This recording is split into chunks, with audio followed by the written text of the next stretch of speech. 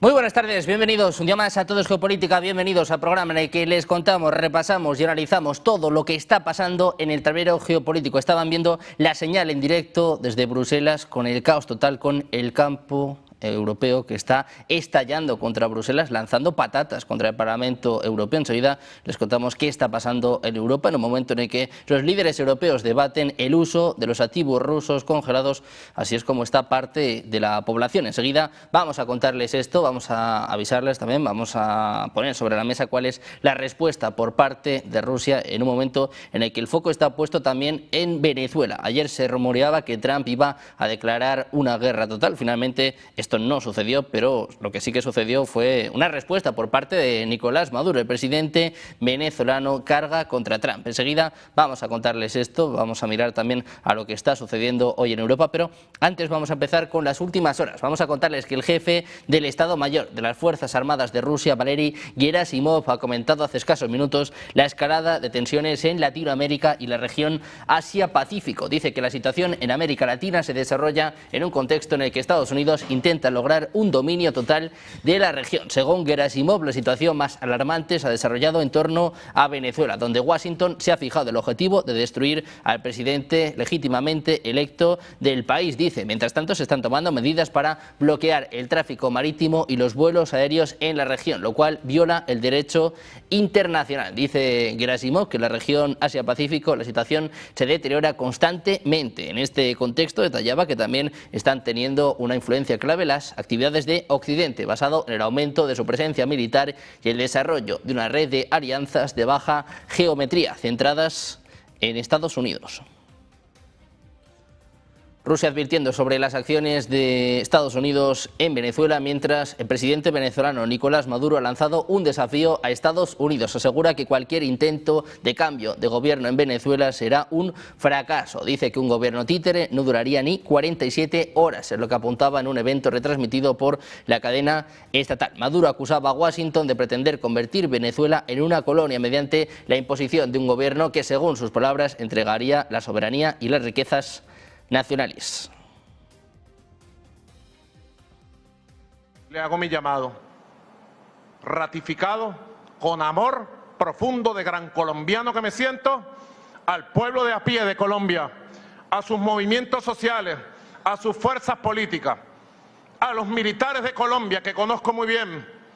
Los llamo a la unión perfecta con Venezuela, para que nadie ose tocar la soberanía de nuestros países y para ejercer el dictamen de Bolívar de unión permanente y de felicidad compartida. Y a todo esto les contamos que 3 guardias fronterizos rusos habrían cruzado a territorio estonio durante unos 20 minutos este miércoles. Es lo que informaba la nación báltica en el último incidente que ha puesto al miembro de la OTAN en guardia sobre las intenciones de Moscú. Funcionarios estonios y rusos se reunirán este jueves para tratar el asunto. Es lo que informaba la Agencia de Protección Fronteriza Estonia en un comunicado. Estonia anunció que también va a convocar al principal enviado diplomático de Rusia a Tallinn. Era demasiado pronto para determinar si el incidente fue accidental o una provocación intencionada, es lo que apuntaba el ministro del Interior Igor Taro a la emisora pública ETV el miércoles por la noche. La incursión fue grabada en vídeo y se han reforzado las patrullas fronterizas en la zona. El incidente agrava la inquietud sobre la seguridad nacional en Estonia, un Estado miembro de la Unión Europea y de la OTAN situado en el flanco oriental de esta alianza militar. Al igual que sus homólogos de la OTAN, Estonia ha incrementado su gasto en defensa tras el inicio del conflicto en Ucrania. Pendientes de todas las últimas horas, mirando pues a estos asuntos geopolíticos, vamos a empezar con el análisis, vamos a empezar con los expertos. Y tenemos a José Manjón, escritor y analista del Instituto Español de Geopolítica. ¿Qué tal, José? Muy buenas tardes. Muy bien, muy buenas tardes. Encantados de tenerte por aquí. Tenemos al doctor Carlos Teixier, profesor del IEB. ¿Qué tal, Carlos? Muy buenas tardes. Muy buenas tardes, muchas gracias, Sergio, encantado de verte. Y por último contamos con Andrew Smith, analista del Centro para el Bien Común de la UFV. ¿Qué tal, Andrew? Muy buenas tardes. Buenas tardes, un placer. Bueno, pues un día con muchos frentes, un día con muchos temas que tratar. Si os parece, vamos a empezar poniendo el foco en Venezuela, con un Donald Trump que, lleva tiempo amenazando a Venezuela. Lo último era este anuncio de un bloqueo total, y ayer Tucker Carlson, el periodista estadounidense, decía pues que va a haber una declaración de guerra. Finalmente esto no sucedió en el discurso a la nación de Donald Trump, pero Andrew, las amenazas sobre Venezuela quedan y estamos viendo un momento de máxima tensión con Rusia y China, que empiezan también a posicionarse de una forma más clara apoyando a Venezuela. Efectivamente, la crisis ya va durando semanas y se está alargando, y la estrategia de máxima presión por parte de Estados Unidos tiene dos salidas. Una, o escala más aún para provocar la desestabilización del régimen venezolano y su posible caída, o cede, se lame las heridas y permite, con una negociación, que el régimen de Maduro sobreviva. Está claro que las narrativas de ambas partes están llegando a puntos maximalistas, puesto que para Maduro es existencial y para Trump está su reputación en juego. ¿Qué va a suceder? Pues sucederá posiblemente, lo más probable es que haya un proceso más amplio de desestabilización y posiblemente de intervenciones puntuales para lograr más debilidad del régimen venezolano y al mismo presión a sus herramientas económicas. Las potencias extrañas de la zona de América Latina, como pueden ser Rusia o China, están posicionándose, puesto que esta crisis les viene muy bien por delimitación de esferas de influencia para sus propias reivindicaciones y tener las manos libres en Ucrania o en Taiwán. Esta crisis viene muy bien para delimitar quiénes son los gendarmes de sus propias regiones globales. Por lo tanto, habrá mucha más tensión y mucha más expectativas de escalada, pero por los efectos de la política americana interior, que ya la audiencia de Trump le exige que preste menos atención a asuntos extranjeros y más a los asuntos de América, con las últimas cifras económicas, puede predecirnos de que una invasión terrestre no va a ocurrir, por lo menos durante los próximos meses. Bueno, pues un Donald Trump que sigue amagando, hablando también de esta estrategia de seguridad nacional de Estados Unidos, que precisamente ponía el foco en su región y que, poco a poco va dando cuenta también con estos anuncios, ¿no? Sobre todo este bloqueo total. Decía Rusia que ya no solo es en el aire, ya no solo es que las aerolíneas no puedan pasar, sino que además ahora habla de un bloqueo total de los petroleros. Carlos, te quiero preguntar por esto, ¿cómo ves estos pasos de Donald Trump y estas informaciones que hablaban de que iba a haber una declaración de guerra, algo que parece harto complicado sin pasar por el Congreso? Bueno, escuchando lo que comentaba Andrew, yo creo que tiene razón en el sentido de que el principal problema que veo es que Donald Trump vuelve nuevamente a su práctica que ya le conocemos y que es muy común, de amagos, de amenazar, de decir que se acerca ya el momento. Fíjate, Sergio, el dato curioso, estábamos revisando hace un par de días, desde el mes de septiembre, Trump ha mencionado 17 ocasiones diferentes. En 17 ocasiones diferentes ha mencionado que ya está muy cerca la intervención en Venezuela. ¿Y qué ha sucedido? Pues sí, hemos visto 12 ataques a buques, a barcos o lanchas saliendo de Venezuela. Últimamente vimos lo del buque cisterna y que ahora se prohíbe, es decir, Estados Unidos anuncia que va a intervenir cualquier buque carguero que llegue que llegue a Venezuela o salga de Venezuela, pero independientemente no se concreta nada, no pasa nada. Esto lo que ha traído como consecuencia es que Maduro ahora se siente más confiado. Maduro, que al principio se sentía muy vulnerable, que estaba ya pensando en cuál sería su mejor escapatoria, Maduro ya estaba considerando cómo salir del poder y que no le afectara. Y ahora con todos estos retrasos y incluyendo ahora que Rusia un poco más que China, pero China también, ahora mencionan que pues una cierta alianza con Venezuela, pues ahora Maduro se siente más confiado y ahora va a costar más trabajo sacarlo.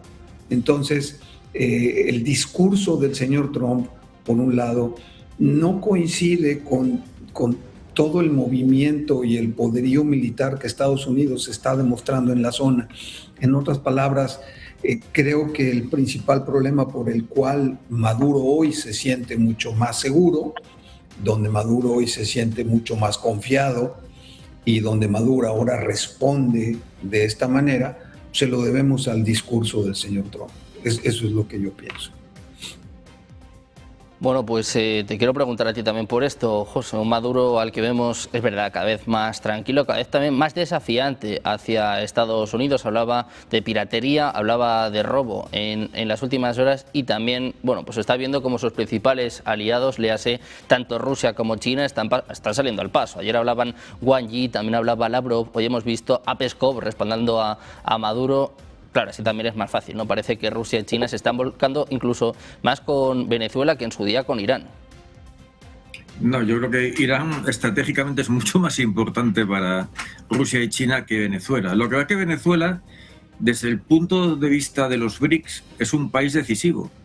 O sea, Venezuela aporta a los BRICS unas reservas en materias primas que les hacen verdaderamente poderosos, les convierten en dueños de buena parte de los recursos mundiales. Y bueno, todavía la arquitectura de los BRICS queda mucho por definir, queda mucho por hacer, pero va avanzando. Y esto choca con la doctrina de defensa de los Estados Unidos, con lo que se aprobó hace, creo que son dos semanas. Me parece que fue el documento escrito por los asesores de Trump, en el cual pues quiere revitalizar la doctrina Monroe.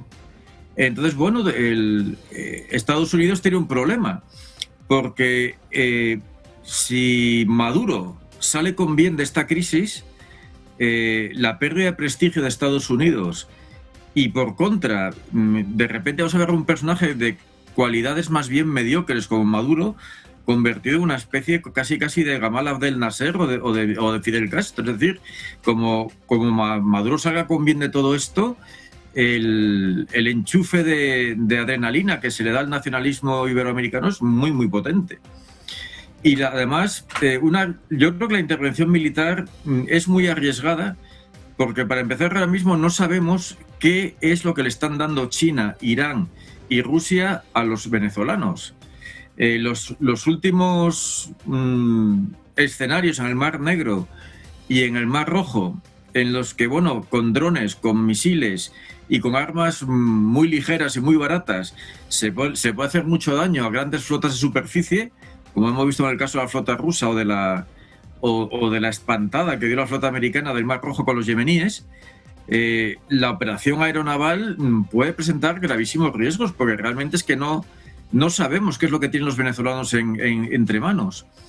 Y bueno, toda la campaña trumpiana contra Venezuela se está quedando en hechos que no van a acercar a ningún régimen. O sea, tal y como está la cosa, puede que incluso salga más fortalecido si no hay una acción decisiva. Y la acción decisiva es muy arriesgada de tomar, porque se quiera o no se quiera ver, el chavismo tiene sus apoyos sociales y esos apoyos sociales están armados.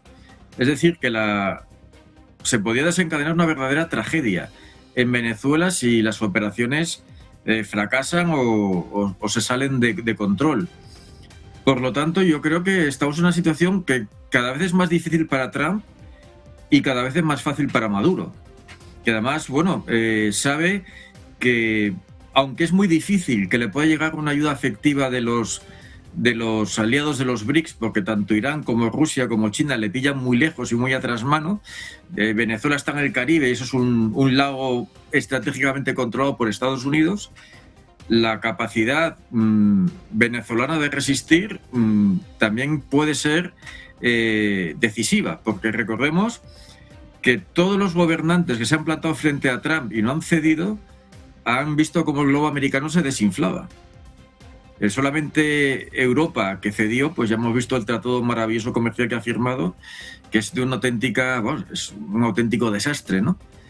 Entonces, bueno, si Maduro tiene muy poquito que perder, y en cambio Trump sí puede meterse en un buen lío. Bueno, pues un Trump que sigue pisando charcos, sigue metiéndose en jardines, en un momento en el que el foco está puesto también en estas conversaciones por Ucrania. Hoy hemos escuchado a Zelensky, estamos escuchando ahora mismo, por cierto, declaraciones del Kremlin. Dice que las relaciones entre Rusia y Estados Unidos están en ruinas, importante esto, pero que Moscú espera que puedan empezar a restablecerse a medida que se avance en la cuestión de Ucrania. Si las relaciones entre Rusia y Estados Unidos están en ruinas, ¿qué decir de las relaciones con los líderes europeos? Ayer Putin les llamaba algo así como cerditos, ¿no? Les decía, bueno, pues que están bajo las faldas de Estados Unidos, y hoy la última hora pasaba por Estonia. Andrew, te quiero preguntar por esto. Las autoridades estonias dicen o advierten de que guardias rusos habrían entrado en su territorio. Dice que han estado en territorio de la OTAN, en territorio estonio, durante unos 20 minutos. Te quiero preguntar por esto, ¿cómo ves este suceso en Estonia? Y sobre todo, bueno, pues estos mensajes por parte del presidente ruso, Vladimir Putin, más duro que nunca con los líderes europeos. Creo que el anterior contertulio, el señor Manjón, ha puesto el dedo en la llaga tranquilamente sobre la estrategia y cómo el mundo se está adaptando a las formas de negociar de Donald J. Trump. Hay una frase muy popular en Washington en estos momentos que se llama The Taco Doctrine, Trump always chickens out, que viene a decir que Trump siempre se achanta en cuanto ve que hay una cierta resistencia a sus estrategias de negociación. Y esto forma parte no solamente del panorama de Venezuela, sino también en el este de Europa.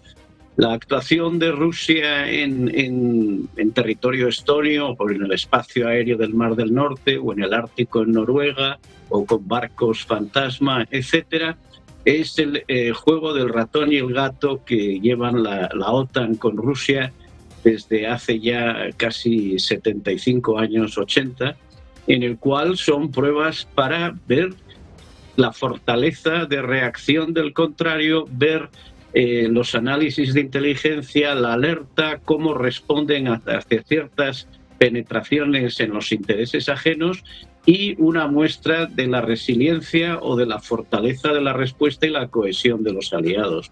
Por lo tanto, la intervención rusa es para ver qué reacción hay y sobre todo qué reacción de apoyo a Estonia recibe de sus aliados. Y, por lo tanto, tomar medidas, tomar nota, no solamente en el plano táctico, sino en el estratégico y diplomático, sobre cómo conducir las relaciones en estos momentos tan importantes en la negociación que se está llevando sobre el proceso de paz o la conducción de la guerra en Ucrania.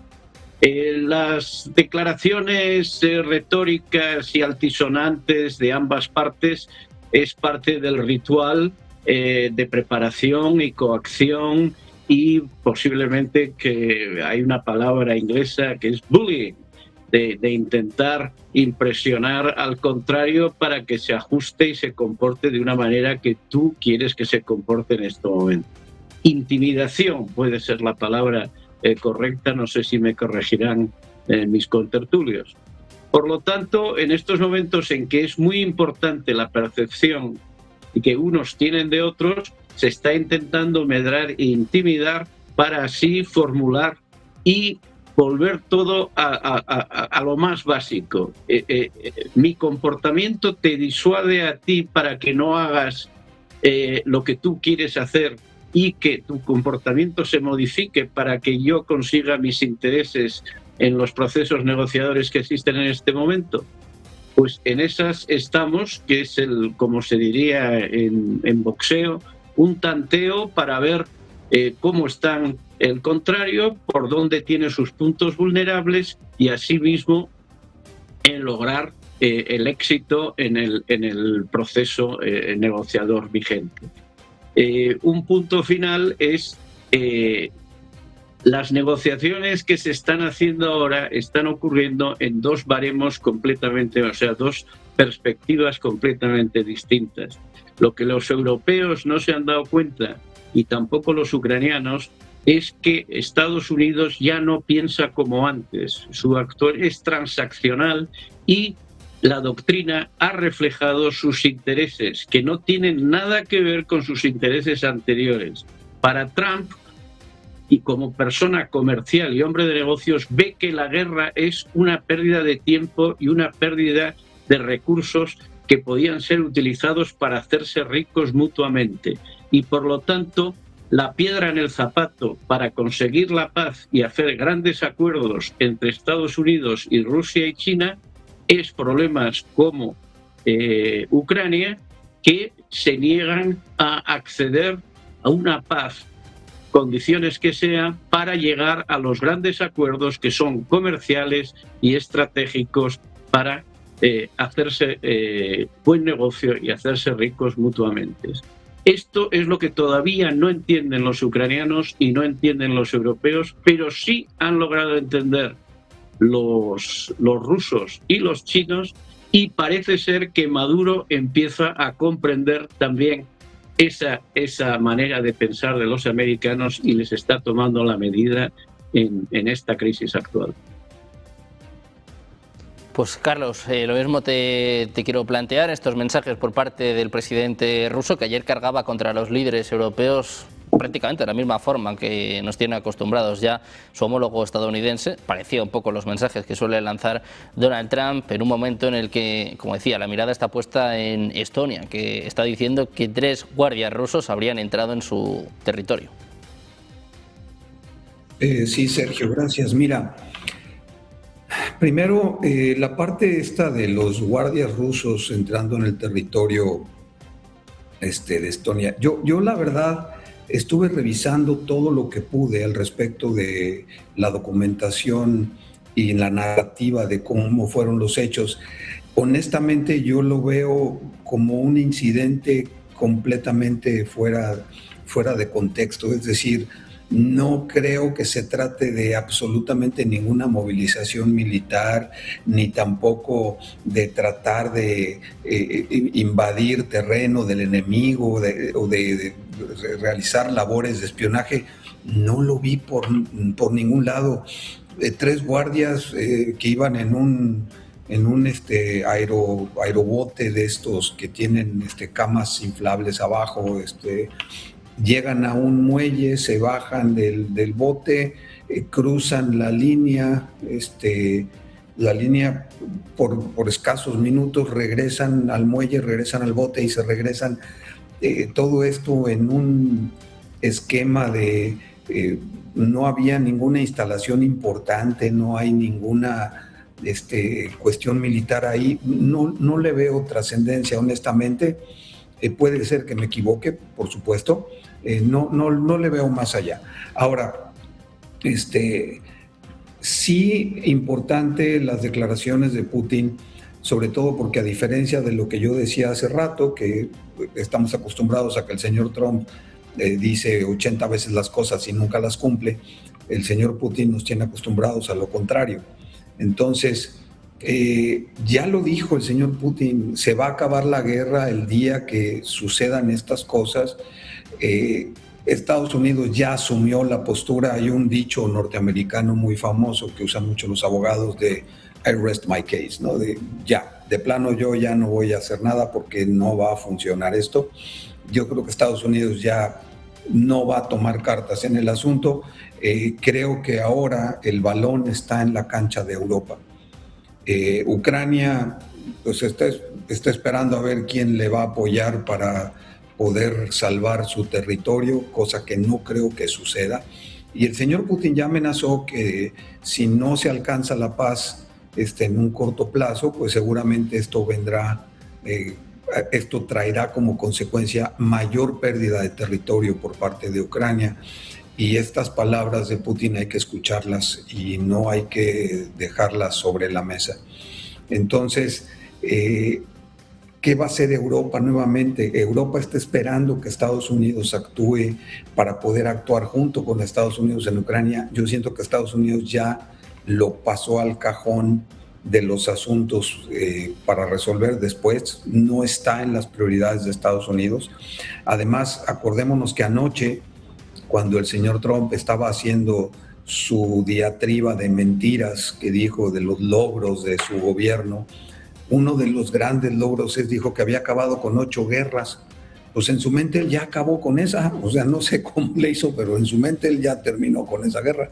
Entonces, pues Europa es, como bien decía ahorita Andrew, Europa es el que tiene que tomar una decisión y tiene que convencer a Ucrania de aceptar una paz que no le va a traer a Ucrania de ninguna manera la misma situación que tenía antes del conflicto. Eso no va a suceder. O sea, Ucrania está esperanzada en que esto se resuelva y que Ucrania quede como estaba antes de que iniciara el conflicto. Eso no va a pasar. Rusia, el señor Putin, no le metieron toda esta cantidad de recursos, de dinero, de vidas, de gente y de todo esto para retirarse y dejar las cosas como estaban. En la mente de Putin eso no funciona. Entonces, cada vez que vemos que Europa está planteando y que la OTAN y que convencer a Estados Unidos de meter mayores recursos, de apoyar más a Ucrania, de esto, creo que esto lo que está haciendo es retrasar cada vez más y más y más una paz que ya muchos hubiéramos querido ver desde hace varios meses.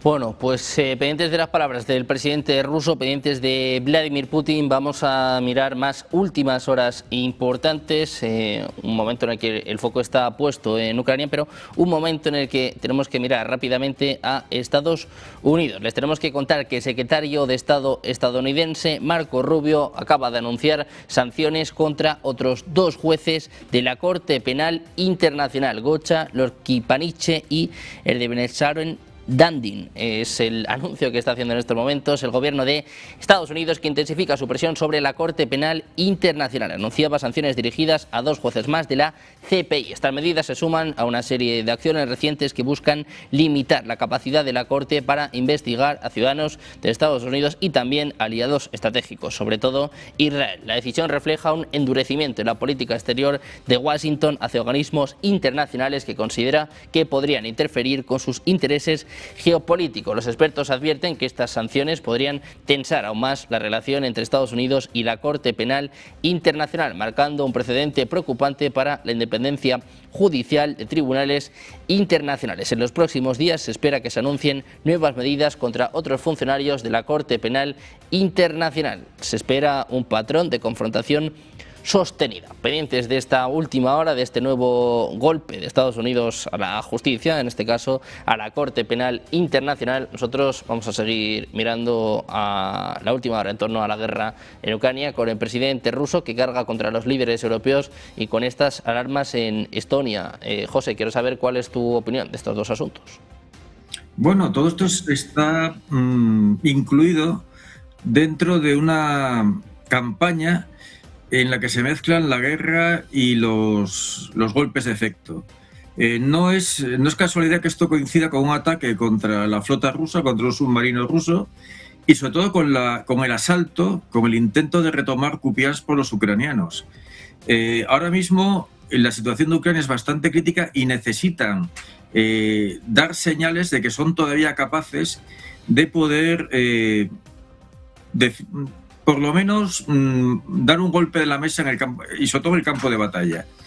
Y por eso, como ya no pueden hacer cosas como lo de Kursk, que además fue un desastre, que a la larga acabó con 75.000, 76.000 bajas en el ejército ucraniano para nada, para retirarse de una breve franja de un oblast fronterizo ruso, pues ahora es una cosa mucho mejor medida, que es al lanzarse sobre Kupiansk, para decir, bueno, aquí estamos, todavía podemos golpear. Y bueno, pues eso coincide también con el asunto de los guardias fronterizos estonios, y podía coincidir, yo qué sé, con que unos alces rusos unos renos rusos en la península de Kola crucen la frontera de Noruega, porque ahora mismo cualquier cosa vale para digámoslo así, por un lado, respaldar la campaña de Ucrania, que a largo plazo pues, está más que condenada, y en segundo lugar, para convencer sobre todo a los europeos de la necesidad de esta especie de keynesianismo armado que está aprobando la Unión Europea, de reindustrializar el continente a golpe de tanques, sin decirle a la gente que que en realidad si tuviéramos una invasión rusa, la invasión rusa no sería la clásica de tanques y aviones, empezaría con bombas nucleares tácticas. Por lo tanto, todo este gasto de armamento es básicamente una forma de reinvertir, sobre todo en la industria pesada alemana y en buena medida en comprar armas a Estados Unidos. Y de alguna manera hay que justificarlo. Yo creo que todo el mundo, ya nadie se puede cerrar los ojos. Los números cantan. Ucrania, cuanto más tiempo tarde en firmar la paz, le va a ir mucho peor. Pero el caso es que, Zelensky y buena parte del establishment europeo está comprometido en esta guerra. Perder esta guerra es un golpe brutal para la OTAN y para la propia Unión Europea y para la propia élite dirigente de la Unión Europea. Con lo cual, el objetivo a largo plazo es eso, mantener el ánimo de la población europea pensando que se va en la dirección correcta, y en segundo lugar, posiblemente esperar a las elecciones en midterm americano a ver si Trump las pierde y se puede recuperar el poder. Mientras tanto, hay que recurrir a golpes como el de Kupiansk o a golpes como el de Submarino, que son... recordemos que la guerra de la imagen la ha ganado Ucrania. Ucrania ha gestionado maravillosamente bien en los medios sus activos. Pero con eso y con todo, la realidad se impone por muchos medios que tengas y por mucho que domines la comunicación. Y pues ya veremos qué sucede de aquí a los próximos meses, pero habrá que ver hasta qué extremo la sociedad ucraniana y las fuerzas armadas ucranianas pueden sostener embates en todos los frentes de manera continua todos los días. Que aquí lo vemos desde una mesita nos parece muy, muy sencillo, pero son miles de muertos, es un gasto salvaje en armamento, en artillería, en misiles, en de todo. Y los recursos son los que son. Recordemos, siempre hay que recordar que Rusia depende de sí misma y que Ucrania no. Pues un momento complicado para Ucrania, un momento en el que el foco está puesto también en los líderes europeos, hoy reunidos en Bruselas, hoy hablando sobre qué va a pasar con los activos rusos congelados, en un momento de mucha división, un momento, lo estaban viendo antes, de protestas que se están viviendo durante todo el día de hoy, sobre todo por la agricultura, sobre todo por el campo europeo. Vamos a hacer una pequeña pausa, 2 minutos, y enseguida más información, más análisis en Negocios Televisión.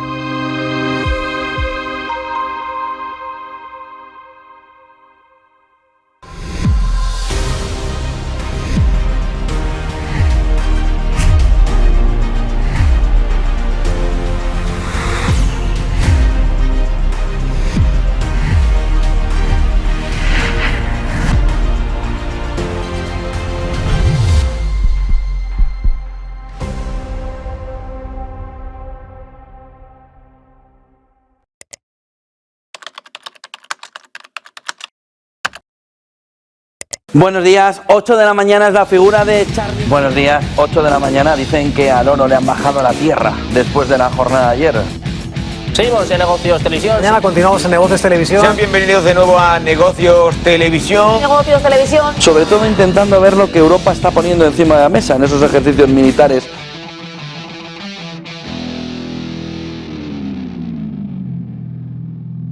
No se puede rescatar, y España, que va por el mismo camino, tirando de gasto público, de inmigración y de fondos europeos, con lo que después nos vamos a encontrar con un gigantesco agujero fiscal todavía mayor al que ya existe. ¿Qué es lo que sabemos? Lo que sabemos es que eso no se puede rescatar. Grecia se podía rescatar, Francia no se puede rescatar, España tampoco. ¿Puede privatizarse la democracia? Quizá es esa la pregunta que nos tenemos que hacer todos. Un globalismo que afecta a todo lo que sustenta nuestras vidas. Realidad económica tangible, necesaria de analizar.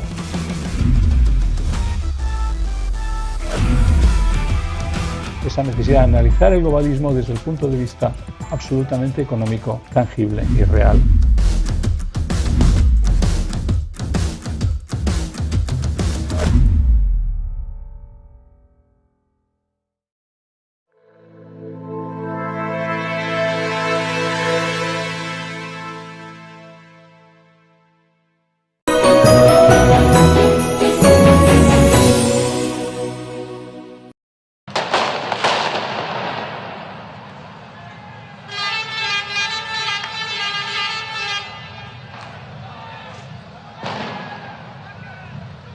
Seguimos en Negocios Televisión, seguimos mirando a las últimas horas con la señal en directo desde Bruselas, donde siguen estas protestas. Los agricultores, el campo europeo estalla contra Bruselas por este acuerdo de Mercosur y también, bueno, pues por lo que les viene sucediendo en los últimos años y lo que está por venir. La ciudadanía, la población europea que sigue protestando ante sus élites en un momento en el que precisamente los líderes europeos están reunidos dialogando, intentando negociar para ver qué va a ocurrir con los activos rusos congelados.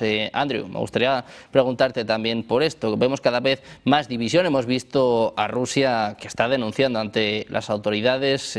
Hay división entre los europeos con Italia, con Hungría, con Austria, también con Bélgica, que están empezando a oponerse. Se habla de que se pueden utilizar poderes de emergencia. Merz decía que no, que hay que sacarlo por unanimidad. ¿Cómo ves este debate por los activos rusos y sobre todo qué decisión esperas en el día de hoy? Ha dicho Zelensky que tiene que ser antes de finales de año, encima presionando. Sí, Zelensky tiene una facultad de presionar cuando más débil se encuentra y más a la merced está de sus bien o mal llamados aliados europeos. Lo que vemos que está sucediendo es un poco que todo lo que sucede prácticamente en todas partes. Todo el mundo es muy generoso con el dinero de otro y todo el mundo tiene un sentido aventurero cuando no asume ningún riesgo. La opción de utilizar los fondos congelados por Euroclear, una empresa belga que tiene los fondos congelados rusos, y utilizarlos como garantía para una deuda, para entregársela a Ucrania con el objetivo de que en un futuro Rusia pague reparaciones con vista a esa deuda, tiene un trasfondo legal bastante dudoso y bastante inquietante para un país como Bélgica, que se juega 200.000 o 210.000 millones de euros en esta operación. La petición de Bélgica es prácticamente muy simple. Ustedes quieren que utilicemos y que nosotros arriesguemos este fondo, asuman y mutualicemos el riesgo y todos los 27 conjuntamente seamos los que avalemos esta operación financiera y sostengamos un puesto común para el posible desenlace que puede haber en los varios escenarios que se pueden evolucionar. El más inmediato es que el Banco Central ruso ya ha puesto demandas judiciales de que usted no puede utilizar el dinero de fondos soberanos en otro país para secuestrarlos y hacer lo que usted desee sin consultar. Crea un precedente brutal para la estabilidad del euro y la estabilidad del sistema europeo, puesto que cualquier otro país del mundo ya no puede garantizar que Europa sea seria en el aspecto legal y no confisque sus fondos en el futuro. Por lo tanto, es un toma y daca de que Bélgica quiere que los demás mutualicen la deuda y se arriesguen con ellos, y los demás que prefieren que se arriesgue Bélgica sola y ellos ponerse la medalla pero no asumir ningún riesgo. Los países que usted ha mencionado, también con la República Checa, Bulgaria, Malta, Italia y alguno más que se me escapa, tienen serias dudas sobre la legalidad de todo este proceso. La verdad es que están pidiendo un plan B. Y un plan B es bastante simple. Si hay voluntad política de integrar a Ucrania en la esfera de influencia europea, se puede hacer lo que se hizo en anteriores conflictos, que es crear bonos de guerra avalados por los estados o por el Banco Central Europeo para meter fondos para, como se hizo en la Primera y Segunda Guerra Mundial, financiar la guerra. Segundo, pueden hacer un impuesto adicional desde Bruselas con un 1% del IVA y todos los recursos sean para financiar a Ucrania en su guerra.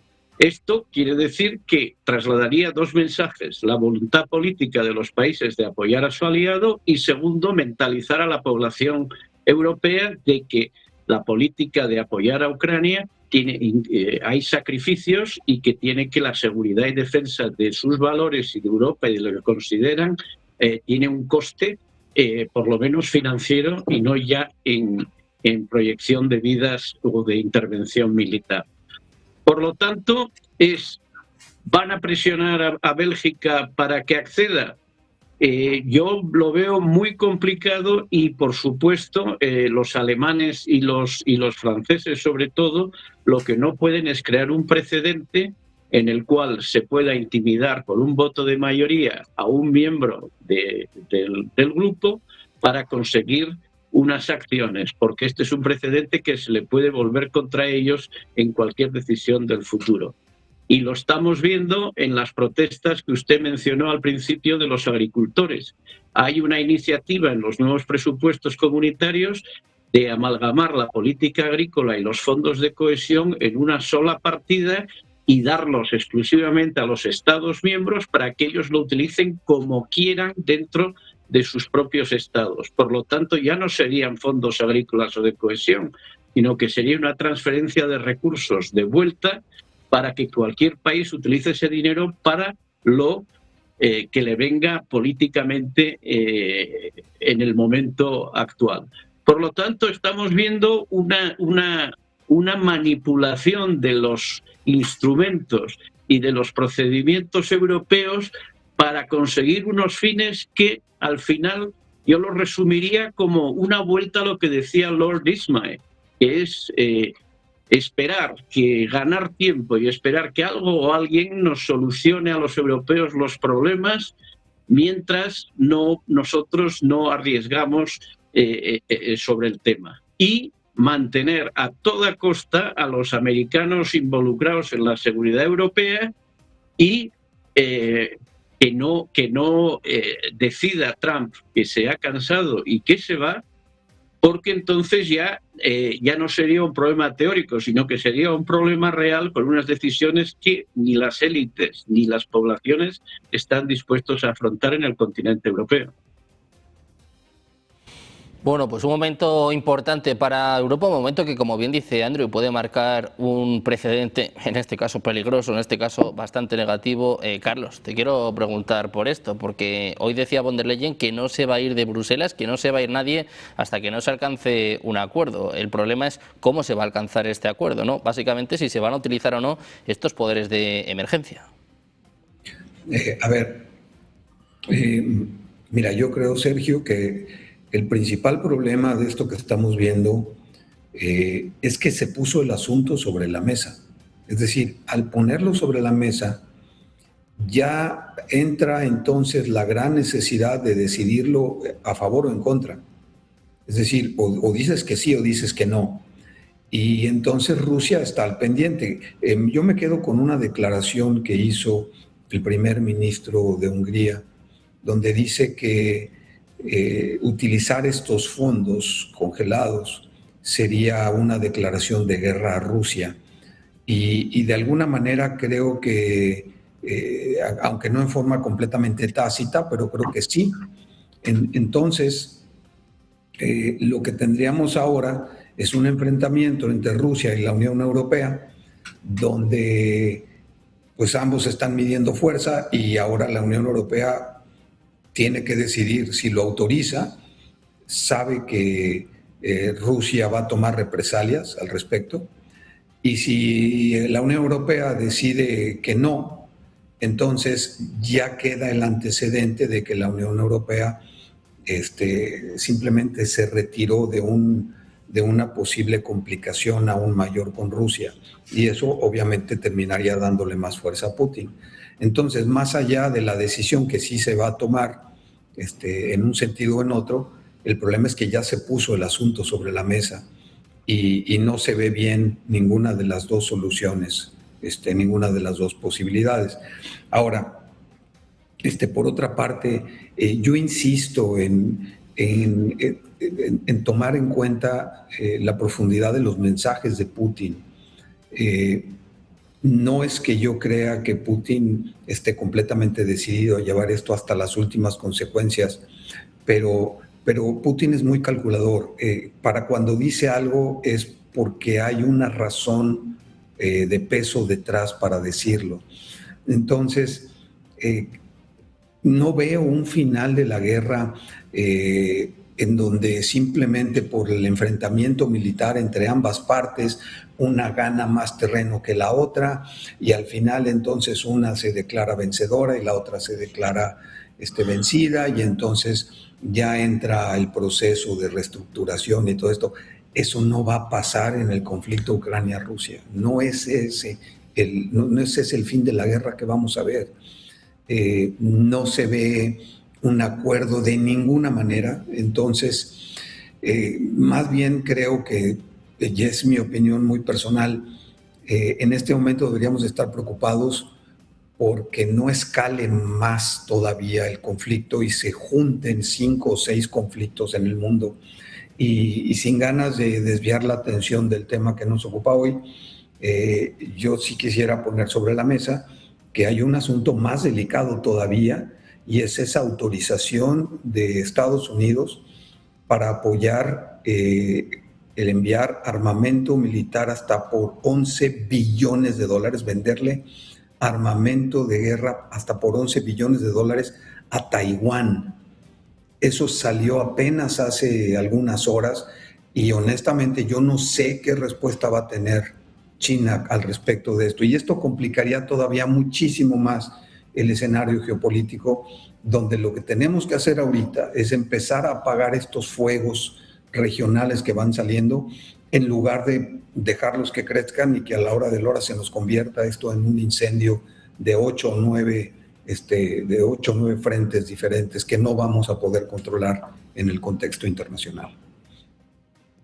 Bueno, pues importante esta apreciación. Estados Unidos ayer anunciaba estos 11.000 millones de armas en Taiwán. Es el mayor paquete de la historia, el mayor paquete también desde que Trump ha vuelto a la Casa Blanca, y hoy China decía, bueno, pues que tiene que dejar de armar inmediatamente a Taiwán, en lo que puede ser, iba a decir otro frente, seguramente el frente más importante en lo que refiere a la geopolítica que se puede abrir de cara al año que viene. José, me gustaría preguntarte tanto por esto como por estos activos rusos que están creando aún más división entre los 27. Vamos a ver también qué sucede en el día de hoy, pero von der Leyen quiere sacar esto adelante como sea. El problema es a costa de qué, ¿no?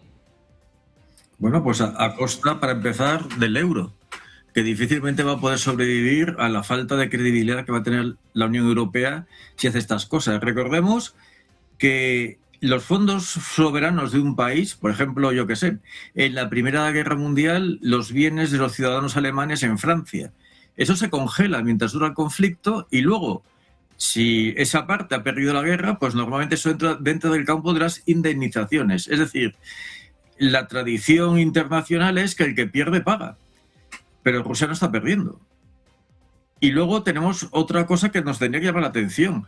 Ahora mismo hay 50.000 millones de dólares de ayudas occidentales a Ucrania que no sabemos dónde están. Hay un enorme agujero en medio de un país corrupto de una forma, vamos, espectacular. Y además con lazos de corrupción de ida y vuelta. O sea, lo que está podrido en Ucrania de repente surge, por ejemplo, en Bruselas o en Estonia.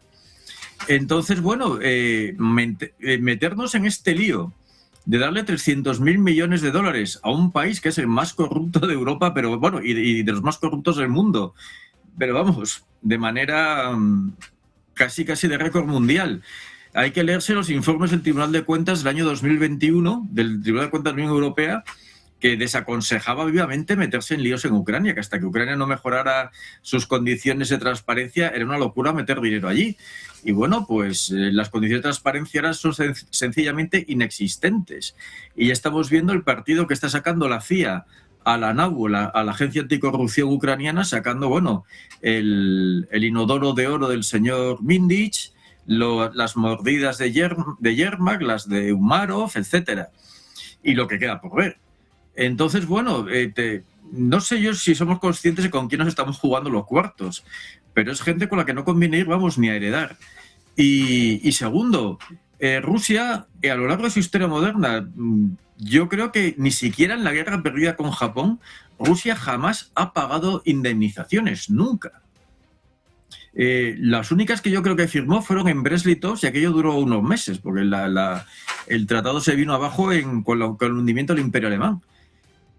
Yo creo que hay en la Unión Europea, sobre todo sus clases dirigentes, que bueno, que se está jugando la carrera en todo esto. O sea, la cosa va directamente de eso. Es que su futuro político depende de que este conflicto tenga algún arreglo favorable, que no lo va a tener. Entonces, bueno, pues esta gente está jugando la desesperada. Esos 300.000 millones de dólares en manos del gobierno Zelensky, bueno, pues nos podemos reír mucho de ver a dónde van a acabar. Ahora, van a tener unas complicaciones políticas, económicas y jurídicas a la Unión Europea que la van a poner patas arriba. Yo, si fuera un jeque árabe o un, no sé, o un potentado de algún país del sur global, pues me pensaría mucho lo de dejar mis fondos soberanos en Europa. A lo mejor pensaba que hay unas opciones más seguras. Y bueno, además todo esto es una quiebra del derecho internacional, con lo cual, bueno, ya veremos cómo se arregla. Si yo estuviese en la piel del establishment financiero belga, vamos, pagaría a mis políticos para que hicieran una resistencia numantina, porque es devastador para la confianza en el euro, por ejemplo. Y luego, respecto a lo que se ha hablado de los focos, como por ejemplo Taiwán, hay otro del que se habla poco y que cualquier día nos dará una sorpresa espectacular, que es Armenia. Armenia está siendo intervenida por Estados Unidos y recordemos que Armenia, por el corredor Zangezur, es un lugar de alta importancia geopolítica por todos los recursos energéticos que se mueven desde el Caspio hasta Turquía. Y ya veremos si los panturanios o los neotomanos de Erdogan y de Aliyev en Azerbaiyán están dispuestos a tolerar esas intromisiones, y sobre todo si Irán, aliado tradicional de Armenia, está dispuesto a aguantarlos, por no hablar de Rusia. Entonces, bueno, la cantidad, como decía el señor don Carlos, la cantidad de frentes secundarios que se pueden abrir es espectacular. Y el Cáucaso tiene grandes probabilidades de ser un lugar en el que tarde o temprano nos lleguen malas noticias. Bueno, pues repito, estamos en un momento delicado, quizá menos delicado que en noviembre o diciembre del año pasado, pero la situación se está complicando y sobre todo da la impresión de que las nuevas potencias están sabiendo muy bien cómo jugarle a los viejos países occidentales. Y esta partida de ajedrez está teniendo ya cada vez muy, muy mala pinta. Bueno, pues un momento de mucha incertidumbre, de mucha tensión en lo que refiere a la geopolítica, con el foco que va a estar puesto el año que viene en Taiwán, sobre todo, bueno, pues con esta venta de armas que parece que también puede sentar un precedente peligroso a la espera de lo que suceda hoy con estos activos rusos congelados. Muchísimas gracias a los tres por estar con nosotros, Andrew, Carlos, José, un placer contar con los tres por aquí. Muchísimas gracias. Muy buen día. Muchas gracias. Un placer, feliz Navidad. Bueno, pues nosotros que terminamos todo es geopolítica, pero enseguida seguimos con más análisis, con más expertos. Enseguida tendremos a Alberto Iturralde. Vamos a contarles también el cierre de los mercados europeos. Una pausa y enseguida la información en Negocios Televisión.